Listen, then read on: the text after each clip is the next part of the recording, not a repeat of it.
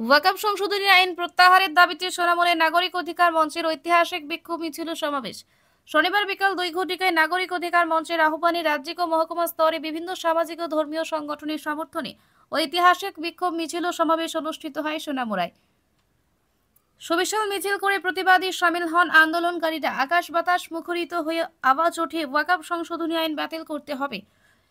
শনিবার জোয়ারে বসল গোটা সোনামুড়া শহর। শুরুতে স্বাগত ভাষণের মধ্য দিয়ে বক্তব্য রাখেন নাগরিক অধিকার মঞ্চের সম্পাদক মাওলানা ডক্টর জাহিরুল হক। মঞ্চের আহ্বানে সমর্থনকারী কর্মকর্তা সহ আগত সংগ্রামী ব্যক্তিত্বদের প্রতি শুভেচ্ছা জানিয়েছেন তিনি।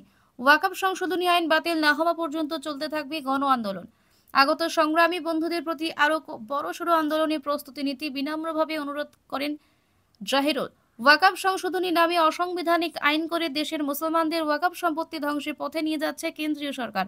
নাগরিক অধিকার মঞ্চের আহ্বানে শুধুমাত্র শুরু হলো আন্দোলনের সূচনা, আগামী দিনে আরো বড়সড় আন্দোলন হবে বলে জানিয়ে দিলেন তিনি।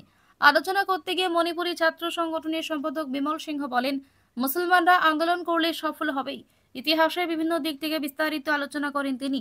ওয়াকফ আইন বাতিল না হলে শহীদ হতেও প্রস্তুত বলে সাফ জানিয়ে দিলেন মুফতি আব্দুল জলিল।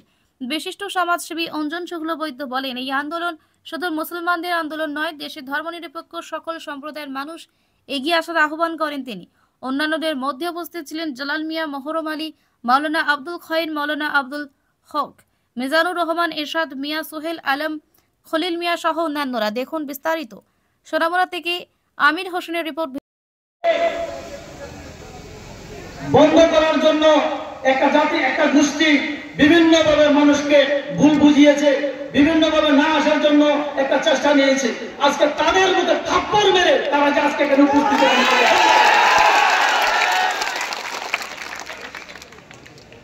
আমরা আপনাদের কেন রেখেছি সেটা জানার প্রয়োজনীয়তা আছে।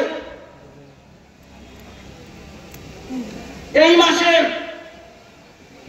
2রা এপ্রিল ওয়াকফ সংশোধনী বিল লোকসভাতে উঠানো হয়। 14 ঘন্টার একটা আলোচনার পর 288 এমপি বিলের পক্ষে সই করেন এবং 232 জন এমপি তার বিপক্ষে সই করেন। লোকসভাতে বিল পাশ হওয়ার পর সেটা রাজ্যসভাতে যায়। সেখানে 125 জন বিলের পক্ষে এবং 95 জন রাজ্যসভার এমপি সেই বিপক্ষে সই করে।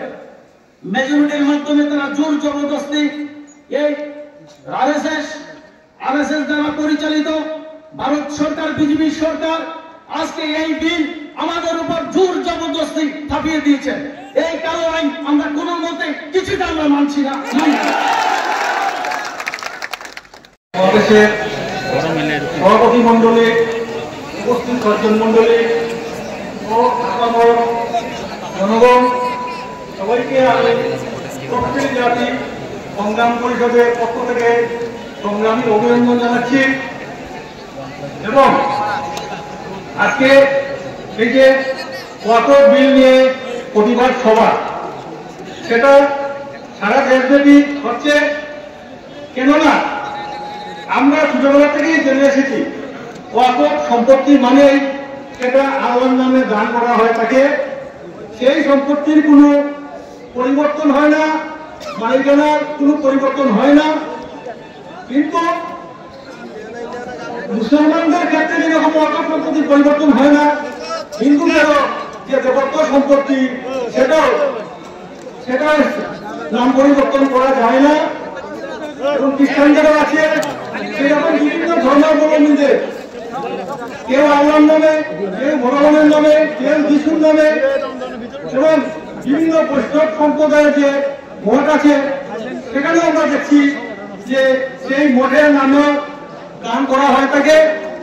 এমনকি অনেক মুসলমান লোক হিন্দুদের মন্দিরের জন্য এবং মন্দিরে যাওয়ার রাস্তার জন্য দান করেছেন।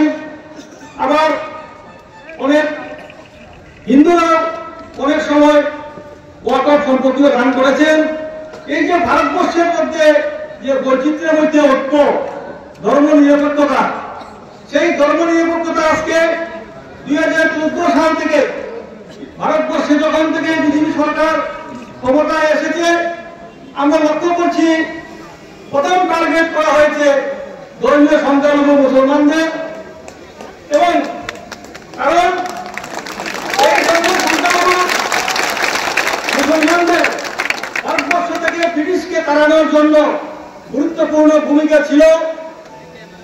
তাই এই লড়াকু জাতিগোষ্ঠীকে প্রথম টার্গেট করা হয়েছে দুর্বল করে, এবং পরবর্তী সময়ে আমরা দেখেছি গুজরাটে দাঙ্গা করেছেন সেই নরেন্দ্র মোদী যখন মুখ্যমন্ত্রী ছিলেন, এবং তফসিলিদের উপরেও নিপীড়ন হয়েছেন। এবং আমরা লক্ষ্য করছি ভারতবর্ষে শুধু সংখ্যালঘু না, এই আদিবাসীদের যারা আমরা ট্রাইবেল বলে থাকি, আজকে সেই ট্রাইবেলদের জমি এবং জঙ্গলকে আত্মসাৎ করার জন্য ফরেস্ট আইনকে বাতিল করা হয়েছে। বিগত মনমোহন সিং সরকারের আমলের যে ফরেস্ট আইন হয়েছিল যে জনজাতিদেরকে জমির অধিকার দেওয়ার, সেটাকে তারাও বাতিল করে আজকে আমরা দেখছি ছত্তিশগড়ের জঙ্গলে উপর থেকে গোবর্ষণ করে উপজাতিদেরকে উচ্ছেদ করা হচ্ছে। এবং তারা যখন এই উচ্ছেদের বিরুদ্ধে যখন তারা আন্দোলন করছে, তখন তাদেরকে মাওবাদী আখ্যা দিয়ে প্রকাশ্যে এনকাউন্টারের নাম করে হত্যা করা হচ্ছে। তাই আমরা লক্ষ্য করছি এই বিজেপি নামক সরকার এইভাবে সমস্ত জমি আত্মসাৎ করার যে চক্রান্ত, এবং সেই জমিগুলা আদানি আম্বানিদেরকে বিলিয়ে দেওয়ার জন্য, এবং এটাও শুনেছি বোম্বেতে যে আম্বানির যে বাড়ি আছে সেটা ওয়াকফ সম্পত্তি, এবং পশ্চিমবাংলার কলকাতার বুকেও অনেক সরকারি ভবন আছে যেগুলো ওয়াকফ সম্পত্তির উপর প্রতিষ্ঠিত। আমাদের ত্রিপুরাতেও অনেক সরকারি জমি, সরকারি অফিস ওয়াকফ সম্পত্তির উপর, এবং ওয়াকফ সম্পত্তিকে বেদখল করার একটা গভীর চক্রান্ত দীর্ঘদিন ধরে চলছে।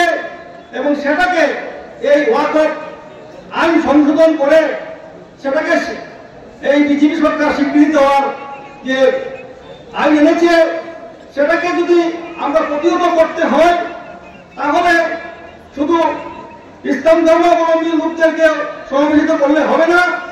সমস্ত গণতান্ত্রিক শক্তিকে যদি আমরা একত্রিত না করতে পারি, এবং পরবর্তী টার্গেট তফসিলি জাতি, জনজাতি এবং কি খ্রিস্টানদের উপরেও সেই বিএনএ জমি আত্মসাৎ করার চক্রান্ত তারা করছে।